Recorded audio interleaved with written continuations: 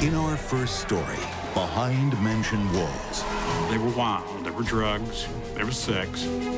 Texas oil money fuels the good life until it all slips away. He shot Stan again and again and again. Shot him a total of 4 times. And later, politics makes for deadly bedfellows. He was a manipulative, arrogant, and evil person.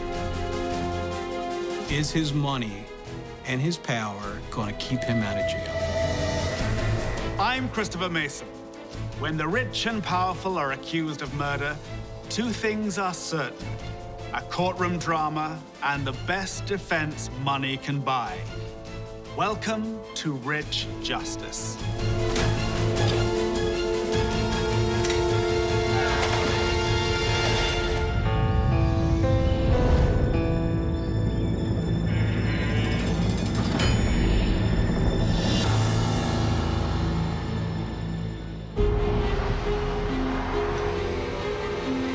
Texas crude is like money spilling out of the ground. For 100 years, it's been making men here rich beyond their imaginations. It's built grand fortunes, luxurious estates, and powerful dynasties. Some would say too powerful.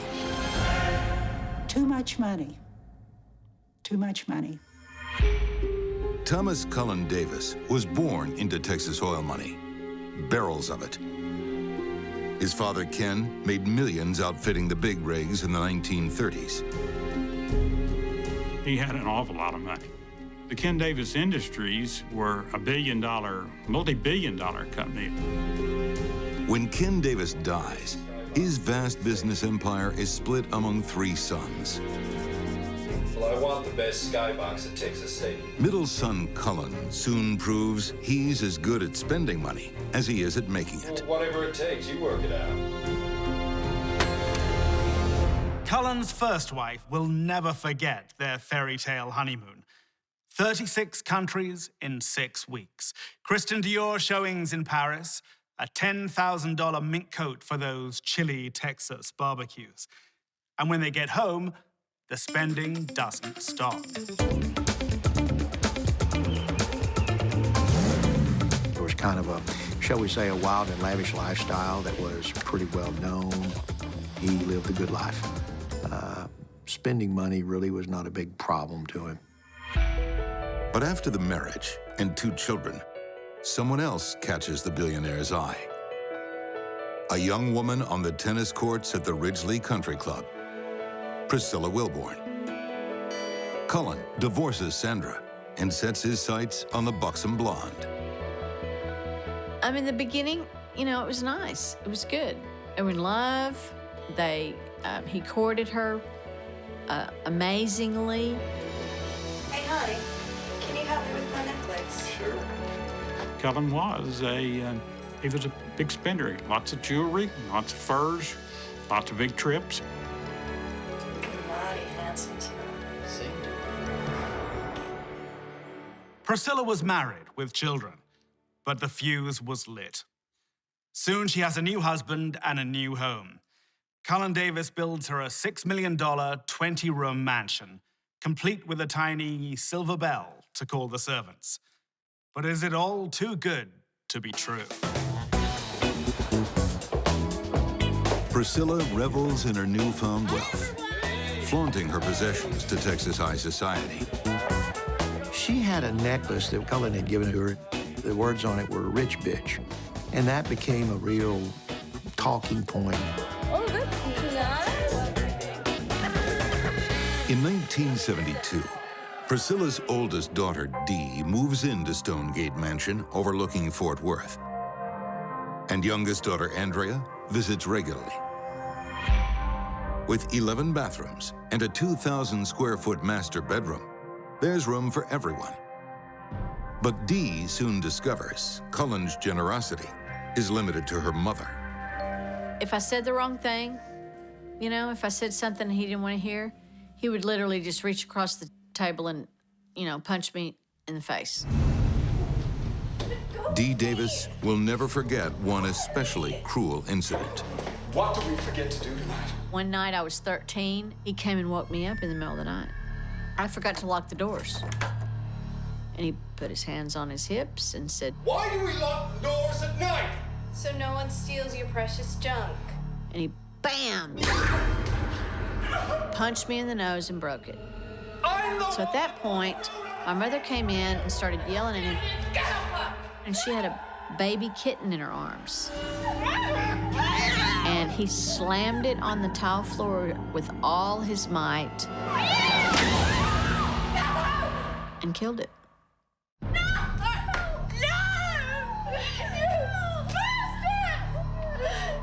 In 1974, Dee and her mother have had enough. He once pushed me down the stairs. Priscilla files for divorce. They divorced because she got tired of the barrage of abuse, and he tried to control where she went, everything she did, who she ran around with, you know, the control. To Cullen's horror, a judge rules that Priscilla and her daughters can stay in the mansion. His mansion. That had to anger him mightily. That was Cullen's mansion. That was nobody else's. Dee remembers the day Cullen left. When I watched Cullen leave the house, he took a couple of suitcases, and I could see that he was holding in his rage. He didn't like it. He didn't like not being in control and not being the one to call the shots. He had a love affair with that house. It was his baby. With the mansion and $3,500 a month in alimony, Priscilla starts a new life. There was some pretty good evidence of wild and crazy parties going on at the mansion. From the testimony that would come out later, they were wild. There were drugs, there was sex, and there were lots of people.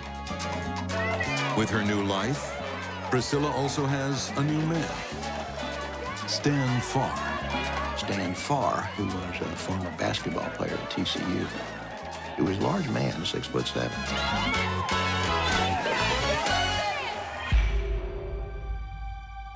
August 2nd is Priscilla's birthday. She invites Stan to celebrate at one of Fort Worth's finest restaurants. Before the night is over, Priscilla's world will turn upside down. Priscilla's oldest daughter, Dee, is also out that night, leaving her 12-year-old sister, Andrea, home alone in their sprawling mansion. We had a security system that, you know, comparable to Fort Knox. I mean, it was an amazing, amazing, very, very high-tech for those days security alarm system. When I left, I watched her arm the security system. Andrea assumes she is safe and sound inside the sprawling mansion on Mockingbird Lane. She is anything but. Sometime that evening, she has a strange visitor, a man wearing a black wig and carrying a pistol. Somehow, he gets past the elaborate security system. At some point, he got her down to the basement. We don't know if he got her down to the basement in fear, at gunpoint. Nobody knows that. Please don't. What we do know is that she died where she was shot. She was shot at close range with no defensive wounds. She never put up her hands. She was 12 years old. She turned around and faced him and did not raise her hands.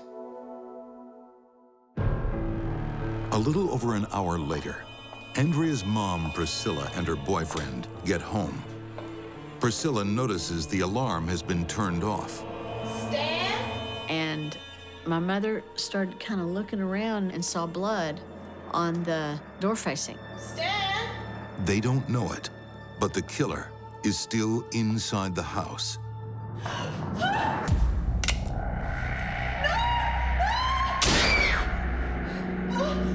He shot her. Shot her in the left breast. It didn't kill her because she had had, at the instructions of her husband, silicone breast implants. And so instead of going through her heart, it ricocheted up and off. Stan had gone upstairs, and he was starting to come down the stairs, and she hollered, "Go back, he's got a gun." Of course, Stan didn't go back. He was, coming down to try to help.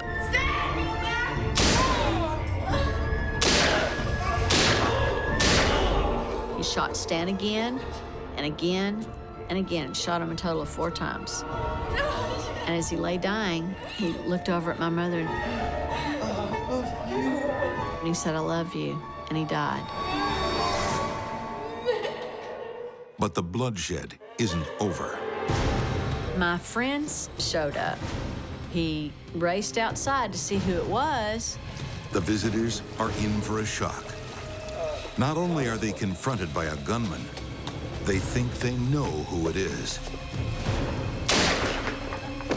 Hey, Mama, look at me! 4 people shot in cold blood. 2 dead. 2 eyewitnesses who saw the killer and swear he is a man they know well. T. Cullen Davis.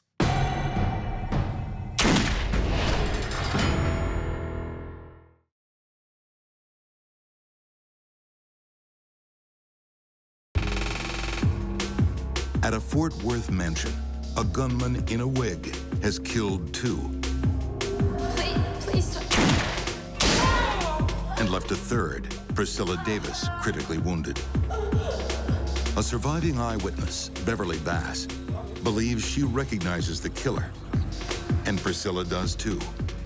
She thinks it's her estranged husband, one of the richest men in Texas, T. Cullen Davis. She made some statements to the ambulance drivers to the effect that was called. So she was lucid and coherent and talking. Priscilla's 12-year-old daughter, Andrea, is dead. So is Priscilla's boyfriend. Family friend Bubba Gavrell is paralyzed for life. Did a messy divorce really lead to murder? You have 2 eyewitnesses saying he did it. That was sufficient to make an arrest, which they did do. There was no question as far as Priscilla and Beverly Bass were concerned. Not then, not now. The man in black that night in the woman's black wig was Cullen Davis. T. Cullen Davis denies the charge and begins to mount his defense while in custody. So he contacted me, and I set him a fee, and he paid it. And we got started. Defense attorney Richard Racehorse Haynes has a reputation for pulling off the impossible. Well, he paid me $13 million, and he had plenty left over. Both sides show up in court heavily armed. Thank you, sir. The defense with their multi-million-dollar legal team. The prosecution with 2 eyewitnesses and a motive. Davis wanted his estranged wife and daughters out of his mansion. In the public mind, this is a hopeless case. They joke that the best Cullen Davis can hope for is to get the charges reduced from 40,000 volts to 20,000. Mrs. Davis, is it not true to say that you threw wild parties to The defense said Priscilla lied, and they brought her lifestyle before the jury, all her sexual escapades and her drug friends and her own use of drugs, and they made her out to be a terrible person. Well, would you say that it's true to say that you shared your bed with a... She got it proved up that she was taking dope. And we proved up that she had a doper coming over to the house. But it is true to say. Well, let me put it this way. The people in the town had already thought that Priscilla was a whore. That is not true. By letting in a lot of this extraneous evidence, permitted a character assassination of Priscilla during the trial. And the focus began to shift from Cullen's conduct to Priscilla's conduct. This one woman said, I knew she was guilty the minute I saw her. And Priscilla had done absolutely nothing. I put it to you, And ladies and gentlemen. Cullen Davis has an alibi. Innocent man on trial here today. He was home with the lady he married, and he had gone to the movie. And so I proved up that he was at the movie. I proved up what movie was on that night and said he was there. Racehorse Haynes is certainly earning his $13 million. He accuses Priscilla of being addicted to the painkiller Percodan, forcing her to admit that she's taking more than 200 tablets a week. He says that on the night of the shootings, she was in a narcotic haze. As for the killer's true identity, the defense has an answer for that, too. I think it was somebody that she owed money to for drugs, and he came to the house and just got in a shooting match. It was a drug deal gone bad. Lasting 12 weeks, it's one of the longest and most expensive trials in Texas history at the To time. be quite honest, I don't think that this charade that you're Now, playing out is the state a holds its single breath. person in this courtroom. And I think that the true victim here... Is this a story of a husband bringing retribution to his wife and family? Or a party girl in the wrong crowd? Mr. Davis, please rise. Has the jury reached a verdict? Yes, we have, Your Honor. We find the defendants, Thomas Cullen Davis, not guilty. I think almost everybody was stunned. I didn't think he was guilty. I still don't think he was guilty, and the jury didn't think he was guilty. Hopefully, justice works whether you got money or not. Just luckily, he had cash enough to hire some good lawyers. In the eyes of the law, T. Cullen Davis is an innocent man. But his legal troubles aren't over. He and Priscilla are still locked in a bitter divorce battle. And when Cullen Davis isn't getting his way, best be prepared for a Texas-sized surprise. It's a year after the jury set Cullen Davis free. Months earlier, he had asked a former friend to do a job for him. To kill the judge sitting on Cullen's divorce case. With photo evidence in hand, the friend shows him proof that the job is done. But the photo isn't real. The friend is an FBI informant, and he's wearing a wire. It's all caught on tape. And soon after, T. Cullen Davis is back behind bars, charged with conspiring to kill the judge. One of the richest men in Texas is going to trial again. All right, Mr. Davis. Cullen claimed that he was working for the FBI at the direction of an FBI agent, and he was trying to trap this guy. He asked me to help him set up a trap for David McCord. As the court watches the video evidence, Davis and his legal team argue it was a setup, all right. Davis is set up to catch his former friend. I am telling the truth, goddammit! I sat there in the courtroom, and it was astounding. Mr. Davis, please rise. Let me tell you something that you need to know. That when that verdict came in, everyone in that courtroom thought Cullen was going to be convicted. We, the jury, we find the defendant, Thomas Cullen Davis,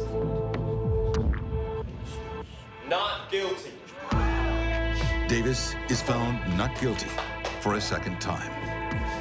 I can say that was the most astounding verdict that in my 50 years in this business that I have ever seen. Not long after that verdict, T. Cullen Davis makes a big announcement. He has found Jesus. To prove his newfound piety, he publicly destroys millions of dollars worth of gold, ivory, and jade. A decade later, his life is a far cry from the days of mansions and slavish spending. Davis files for bankruptcy with debts of more than $230 million. Today, he lives quietly in Fort Worth with his third wife. T. Cullen Davis is living a contented, happy life. He has been accepted back into society. Priscilla Davis died of breast cancer just a few years ago. And no one has ever paid for the death of Andrea.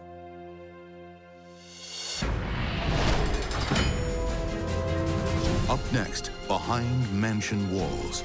He was a manipulative, arrogant, and evil person. What happens when you say no? And I just thought, oh my God. To the most powerful man in town. When Jerry turned around and looked, you could see a leg sinking into the ocean.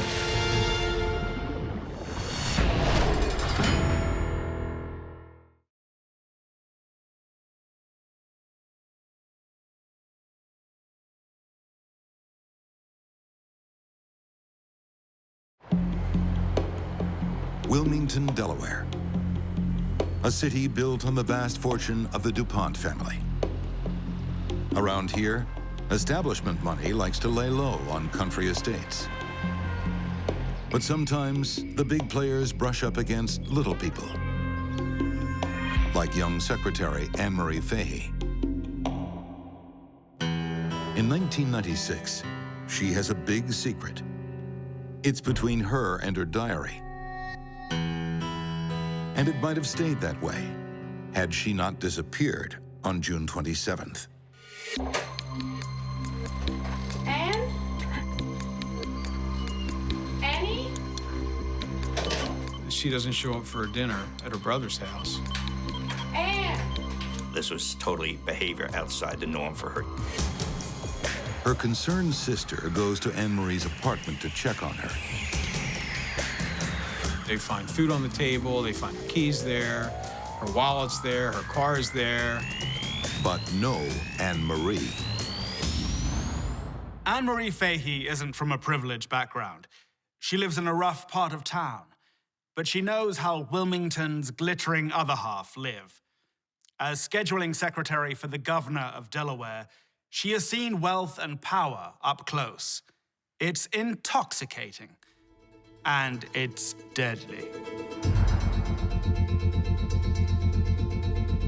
I read about the disappearance of Anne-Marie Fahey. She was the governor's secretary. It was front page news. With her political connections, Anne-Marie's disappearance captures the attention of people in high places.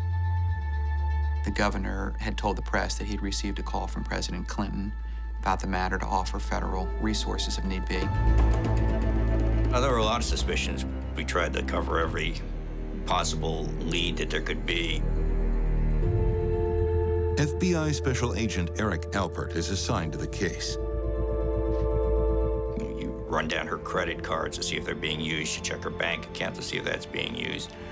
You talk to the neighbors. You talk to all her friends and everyone who knows her. You go to the last place she was seen. You try to track her whereabouts. You try to track her cell phone if it's being used. None of those leads brings good news. Based on all the circumstances, we felt that her disappearance would not be something that would have occurred by her own free will.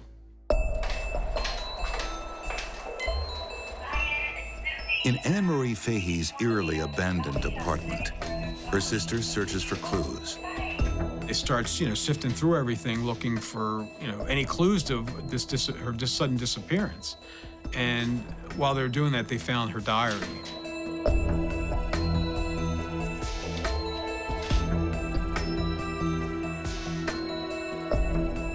All Although 30-year-old Anne Marie is engaged to a young lawyer, she also has a secret she's keeping. So they started looking through her diary. There's all this reference to this man that she'd been seeing. In the diary, it talked about her having a relationship with Thomas Capano. He was the legal counsel to the governor of Delaware. He was the top assistant to the mayor of Wilmington. He was a bond attorney. He had a lot of savoir-faire. He had a lot of money. I mean, he was a big shot. There is no doubt about it.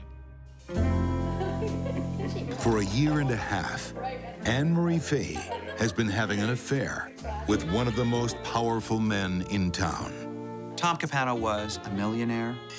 He had been offered the best in education. He led the country club life. He had a lot of money, and money carries with it a lot of power.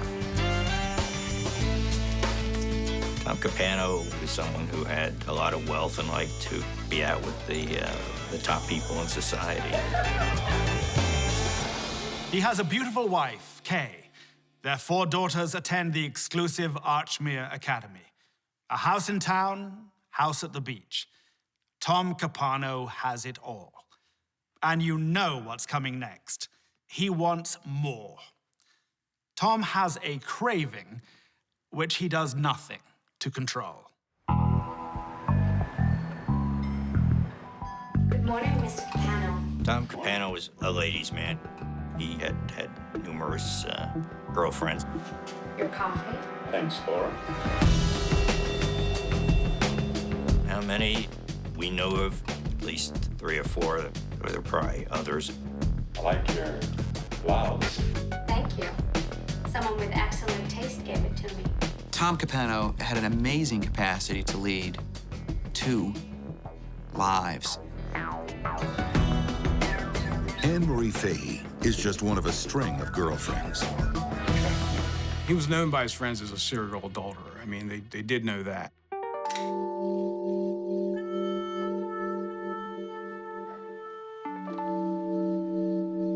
At first, Anne Marie enjoys the attentions of her high-powered sugar daddy.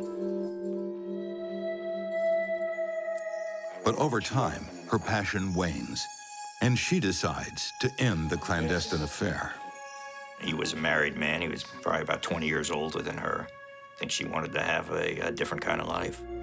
No, this isn't right. He was telling her that he wanted to leave his wife and his kids for her. Marriage is over. That bothered her. Might have been the main reason that led to their breakup. But Tom Capano didn't get to where he is by taking no for an answer to anything. Certainly not from women, especially mere secretaries. Investigators begin to discover the truth behind this legal high flyer. He was someone who wanted to run everybody's life and didn't like it when things didn't go his way. Anne Marie's diary reveals her lover has a dark side. They found this entry that talked about how glad she was to be rid of this controlling, manipulative maniac. And they just thought, oh my God.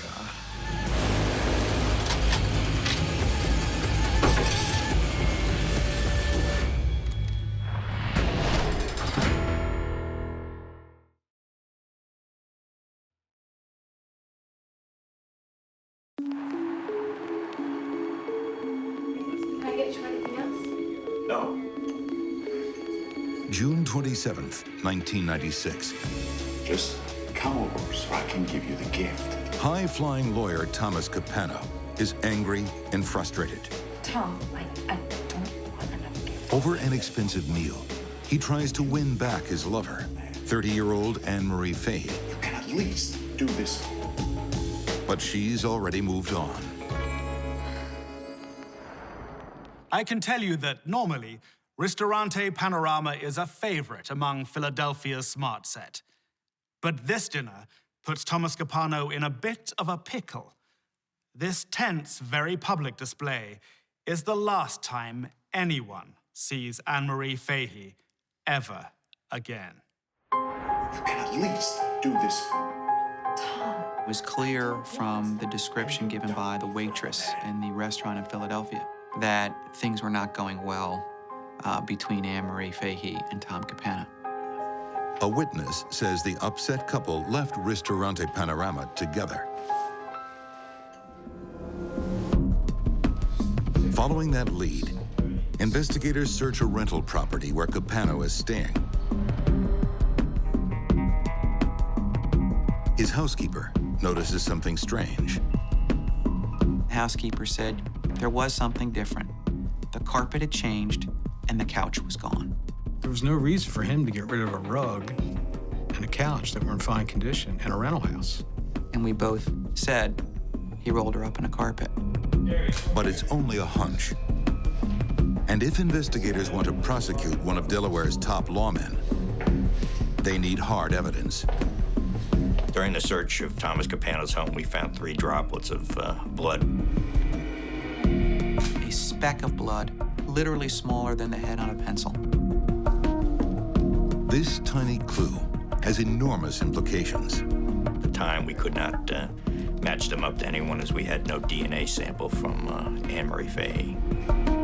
What we did was we had found in her notebook, her daily journal, that she had given blood 2 months earlier at the Delaware Blood Bank, so we contacted them, so hopefully we could get a sample of her blood. That blood is a match. That evidence, coupled with all of the circumstantial evidence we had, convinced us that Tom Capano had killed Anne Marie Fahey. Sounds like a slam dunk, doesn't it? Why not march out and put the cuffs on Capano? Actually, no. That would be like jumping into a tank with a great white shark. He'd simply eat you for breakfast and then get away, scot-free. Circumstantial evidence won't be good enough to land this big fish. Had no body, no weapon, no witness to the killing, and you had a millionaire defendant with every means at his disposal. The FBI settle on a different bait. Tom's baby brother, Jerry.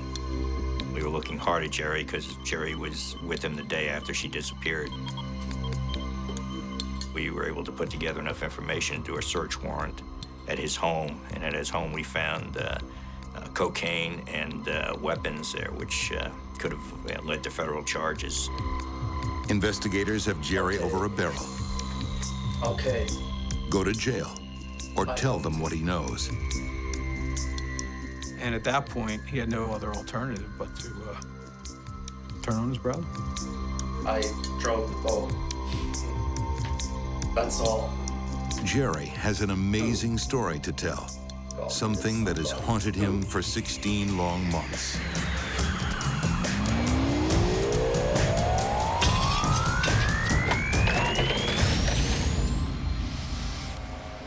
"5:30 a.m., June 28, 1996. Tom Capano asks his brother to help him get rid of a problem. In the garage, there was a large fish cooler. Jerry isn't exactly sure what's inside, but he agrees to help. And Tom Capano said, "I need your boat." The brothers take Jerry's boat far out to sea, 60 miles offshore, a favorite spot for shark fishing, Mako Alley. Whatever goes into the water here quickly becomes dinner. They dump this ice chest, and it's bobbing in the water, and it won't sink, and Tom becomes frantic. And Jerry's a hunter, and he tells Jerry, shoot it, shoot it. So Jerry goes and gets a shotgun and fires 2 or 3 slugs through it. It wouldn't sink. So Jerry maneuvered the boat over to where the cooler was at the time. And Tom Capano opens the lid on a dead girl's coffin. Jerry said that he went to the front of the boat because he didn't want to see. He had an idea what was in there, but he didn't want to be involved in that aspect of it. And Tom Capano proceeded to take the body out, to wrap it in a chain and the anchor from the boat. When Jerry turned around and looked, you could see a leg sinking into the ocean with chains around it. Disappearing into the depths of the Atlantic is the body of Anne Marie Fahey. It's all part of Thomas Capano's grand plan. He knows the law, so he can beat the law. But is anyone really above the law? There are very few, if any, cases in Delaware that had ever been prosecuted where there had been no body found. And Tom Capano, being an attorney and had been a prosecutor one time, I'm sure knew that it's very difficult to bring a criminal case against somebody if you don't have a body.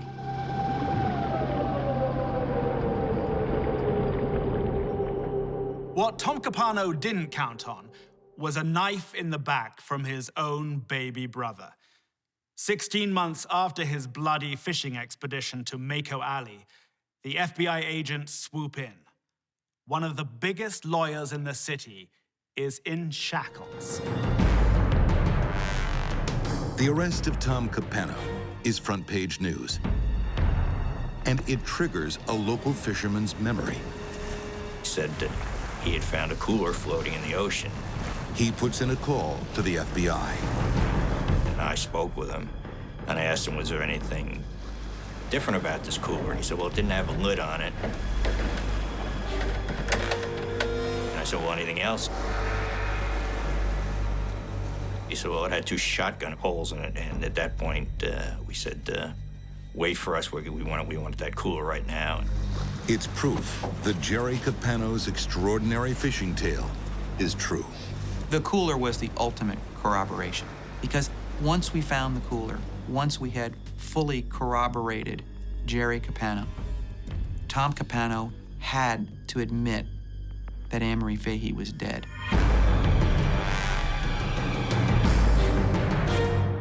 Now that is sounding like an open and shut case. Time to take on Capano on his home turf, the courtroom.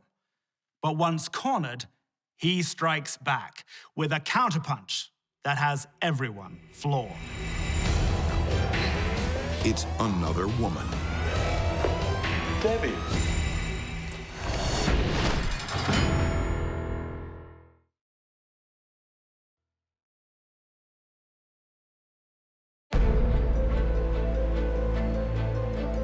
Morning. In the fall of 1995, Thomas Capano is all-powerful. Top lawyer, political player. A charismatic man who walks into a room and gets what he wants. Now, he's about to go on trial for the murder of his ex-lover, Anne Marie Fahey.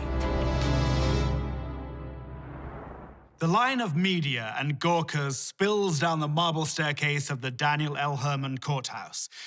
This is more than a murder trial. It's money and power versus justice. And the wily lawyer Tom Capano knows every trick in the book. The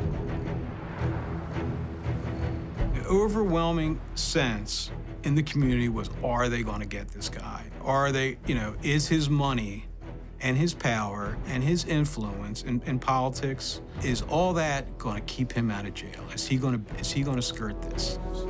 The case against him is strong. The victim's blood on the walls of his rented house. I think we got blood over here. A perfectly good rug inexplicably replaced. Okay. A brother who swears he helped dump a body. And a fisherman with corroborating evidence. So what does the audacious lawman have to say? He blames an old girlfriend. Anne and I were sitting on the love seat. He stated that she'd had come to his house while he was with Anne Marie, and he saw him with her. He boldly claims that far from being Anne Marie Fahey's killer, Who is Debbie? No, it's okay. he is her protector. She became hysterical when she saw another woman. He stated that she had a gun in her purse, took the gun out, and said she was going to kill herself. A hero who tried to save her life. I'll kill myself. Don't do it. Tom Capano testified that then he jumped across the room and tried to grab her arm. Come on.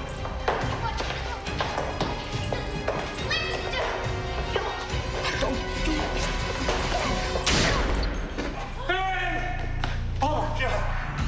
single gunshot that went across from him and hit Anne Marie and killed her instantly. They shot Anne Marie. The fantastic story stuns the courtroom, but few believe a word of it. It was almost ludicrous to say something like that could have happened. This really cockamamie story about trying to be the hero. I mean, that was really a real sign of his demonic nature. And his former girlfriend, disgusted with her lover of 15 years, denies it all.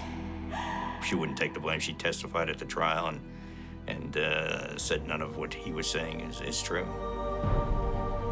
The prosecution presents a much more plausible version of that fateful night. They allege that after their stormy dinner, Tom lured Anne Marie back to his rental house. Ultimately, he believed that he should have total control over Anne Marie Fahey. And once she made clear that she was finally able to break free, he was not going to allow her to live. And I believe he just, went to another room and got the pistol. And when she wasn't looking, I think he just shot her in the back of the head.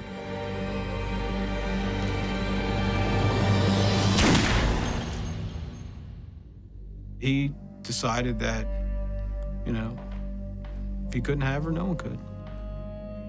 I think it's that simple. I really do.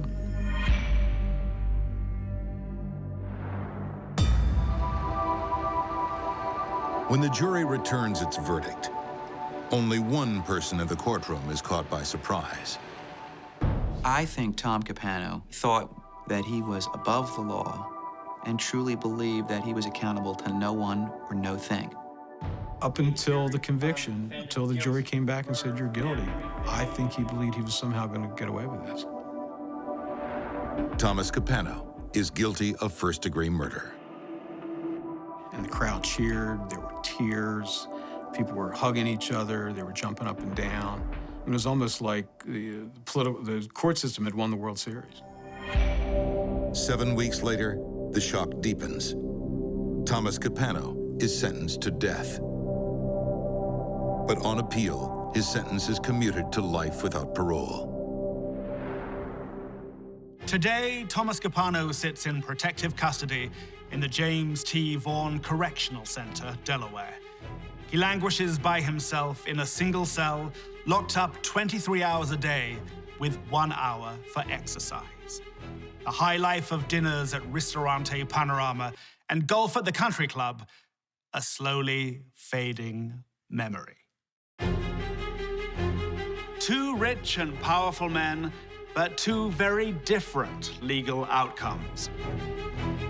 T. Cullen Davis spent millions on his defense, and the jury declared him not guilty twice. Thomas Capano thought he could do the same, but an unchecked ego was his undoing. When money and power come up against the wheels of justice, it's not always safe to bet on the outcome. Till next we meet, behind mansion walls, I'm Christopher Mason.